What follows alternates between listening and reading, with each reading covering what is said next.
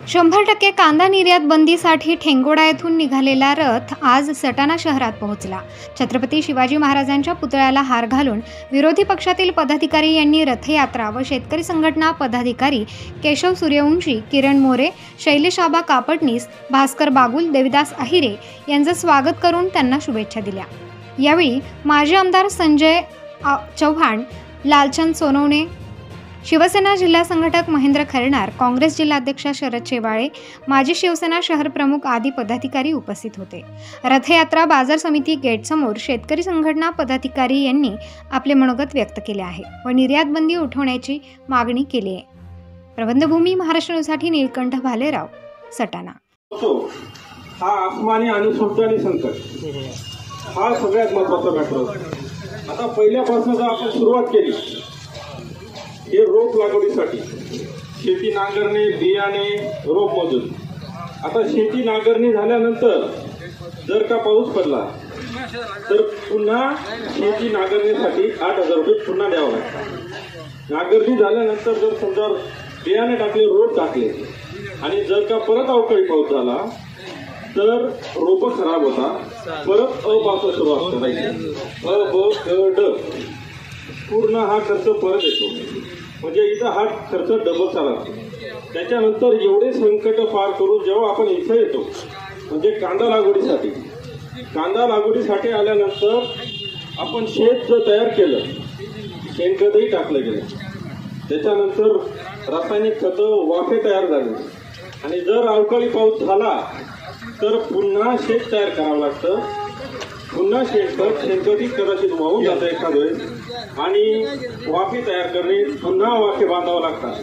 म्हणजे हा खर्च दुपटीचा होतो, हाही दुपटीचा होतो, त्याच्यानंतर पुढचा खर्च चालू होतो। आणि हा जो कांदा काढणीचा जो विषय येतो, म्हणजे इथं कीटकनाशक, बुरशीनाशक, हे वातावरण आता जवळपास 3-4 वर्षापासून वातावरण सारखं नाही, वातावरण पूर्णपणे खराब असतं। हे तर आपल्याला हा खर्च चुकतच नाही, हा डबलचा होतो, इथं डबलचा होतो। इथंही झाल्यानंतर इथं जर गारपीट झाली तर आपला हा खर्च पूर्ण वाया जातो। त्याच्यानंतर शेतकरी एवढं सगळं करून जेव्हा कांदे चाळीत येतो, माल चाळीत आल्यानंतर आता शेतकऱ्याला असं, आपलं सरकारला असं वाटतं की आता गारपीट झाली, आसमानी संकट झालं, आता शेतकऱ्याजवळ माल राहिलेला नाहीये, शिल्लक नाहीये आणि देशात तुटवडा भासणार आहे, म्हणून सरकार लगेच निर्यात बंदी करतं। परंतु आमचा तोटा इथंच होतो। तो तोटा असा होतो की हे सगळे संकट झेलून आमच्या मालाची जे प्रतवारी होती ती पण खराब होते आणि ॲव्हरेज कमी होता। म्हणजे जर का एकरी 100 क्विंटल जर माल पिकत असेल तर तो 100च्या आत येतो, म्हणजे एकरी 2 लाख रुपये खर्च होऊन जातो आणि त्याच्यात ॲव्हरेज पूर्ण बसत नाही। म्हणजे आम्हाला तो कांदा 4,000 रुपये क्विंटलच्या पुढच्या घरात येतो, 4,000 रुपये क्विंटल।